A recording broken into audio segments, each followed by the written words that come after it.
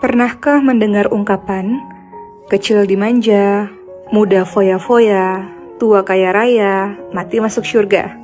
Atau ungkapan, udahlah masa muda ini, senang-senang aja dulu, nikmatin masa muda aja dulu. Sering kan mendengar perkataan seperti itu teman-teman sekalian? Teman-teman semua, salahkah ungkapan ini? Tentu salah. Mengharap masuk surga, tapi tanpa amal soleh. Bagaimana bisa sahabat? Sahabat semua, waktu begitu cepat berlalu. Di usia mudamu ini, justru saatnya engkau banyak beramal soleh. Kenapa? Karena masa muda ini adalah masa di mana engkau sehat, engkau kuat, engkau mampu berpikir baik, mampu melejitkan potensi, kesempatanmu luas membentang, semangatmu membara. Justru masa muda ini jangan disia-siakan. Sahabat semua, betapa banyak orang-orang yang kemudian menua dan akhirnya menyesal. Menyesal kenapa dulu di masa muda tidak beramal soleh. Ya, itulah manusia. Banyak yang telah terbuai dengan kenikmatan masa muda, kenikmatan sehat, sehingga ia lalai. Padahal setiap nikmat yang Allah berikan kepadanya nanti akan ditanyakan oleh Allah Subhanahu wa taala. Dalam surah At-Takatsur ayat ke-8, Allah Subhanahu wa taala berfirman, "A'udzu billahi minasyaitonir rajim. Tsumma la tus'alunna yawma idzin 'anin na'im."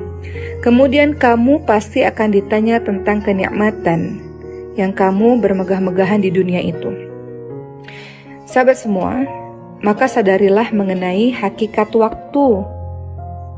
Bahwa waktu yang telah berlalu itu tidak mungkin kembali lagi.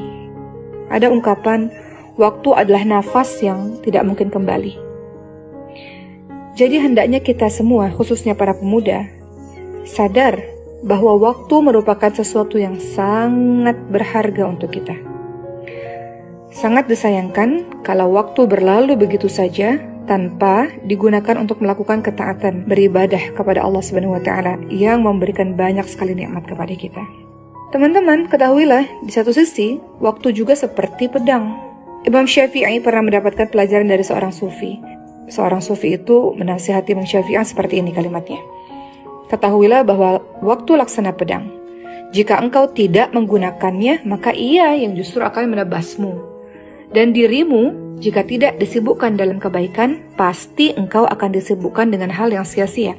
Jadi wajar kalau kita lihat anak-anak muda yang sibuk melakukan maksiat, yang sibuk melakukan hal-hal yang dibenci oleh Allah, sebab dia tidak melakukan atau tidak disibukkan dengan amal-amal baik. Tapi kalau dia sudah disibukkan dengan amal-amal baik, amal-amal salih, remaja masjid misalnya aktif dalam organisasi, aktif dalam kegiatan relawan misalnya, maka dia tidak punya waktu untuk melakukan amalan yang sia-sia. Teringat perkataan dari Ibnu Mas'ud radhiyallahu anhu, kata beliau, tidak ada yang pernah kusesali selain keadaan ketika matahari tenggelam, ajalku berkurang, namun amalku tidak bertambah. Dan kita lihat juga ungkapan dari Hasan Al-Basri, beliau berkata, di antara tanda Allah berpaling dari seorang hamba adalah Allah menjadikannya sibuk dalam hal yang sia-sia, sebagai tanda Allah menelantarkannya. Dan kita lihat di zaman yang sekarang ini, teman-teman sekalian, kita akan banyak melihat banyak orang yang menyia-nyiakan waktunya, menyia-nyiakan umurnya dengan perbuatan yang sia-sia. Kebanyakan mengisi waktunya dengan maksiat, lalai dari ketaatan dan ibadah kepada Allah, gemar melakukan perbuatan yang tidak ada manfaatnya. Padahal dia tuh lupa bahwa kehidupan dunia ini adalah sangat singkat. Tapi kebanyakan orang lalai memanfaatkan waktu yang Allah berikan kepadanya. Masih perkataan Hasan Al-Basri, beliau mengatakan, wahai manusia, sesungguhnya kalian hanya bagaikan hari. Tatkala satu hari hilang, maka akan hilang pula sebagian dari dirimu. Ungkapan Ibnu Qayyim rahimahullah, sahabat semua, jika waktu hanya dihabiskan untuk hal-hal yang membuat lalai, misalnya sekedar menghamburkan syahwat atau hawa nafsu, berangan-angan yang batil, kemudian banyak tidur, banyak melakukan perbuatan-perbuatan maksiat, kata Ibnu Qayyim apa? Maka sesungguhnya kematian lebih layak darinya. Kenapa Ibnu Qayyim mengatakan demikian, teman-teman sekalian? Menyia-nyiakan waktu itu lebih parah dari kematian. Kenapa? Karena menyia-nyiakan waktu berarti memutuskanmu dari mengingat Allah dan negeri akhirat. Sedangkan kematian hanya memutuskanmu dari dunia dan penghuninya. Jadi untuk teman-teman muda, termasuk saya menasihati diri saya sendiri, apa yang engkau pikirkan saat ini dalam menjalani masa mudamu? Hidup hanya untuk bergaul? Hanya untuk mencari kesenangan?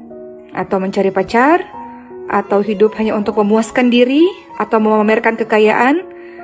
Engkau mengira atau apakah engkau berpikir? Apakah engkau yakin bahwa hidupmu panjang? Engkau berumur panjang? Wallahu a'lam, sahabat sekalian. Kita ingat bagaimana nasihat dari Nabi Muhammad SAW. Beliau bersabda, kedua kaki seorang anak hamba tidaklah beranjak pada hari kiamat hingga ditanya mengenai umurnya. Di manakah ia habiskan? Ilmu yang engkau punya, di mana engkau amalkan? Harta, bagaimana engkau peroleh? Dan bagaimana engkau menginfakkan? Dan mengenai tubuhnya, di manakah usangnya? Kemudian kita lihat lagi bagaimana Rasulullah SAW juga menyampaikan dari Ibnu Abbas radhiyallahu anhu, manfaatkan 5 perkara sebelum 5 perkara.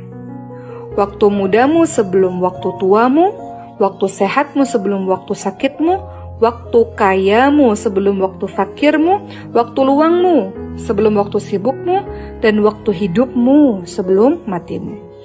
Jadi, manfaatkan masa muda untuk kebaikan. Ingat bahwa kita diciptakan oleh Allah Subhanahu wa taala memiliki tujuan. Dalam surah Adz-Dzariyat ayat 56, A'udzubillahi minasyaitonir rajim. Wa ma khalaqatul jinna wal insa illa liya'budun. Kata Allah apa?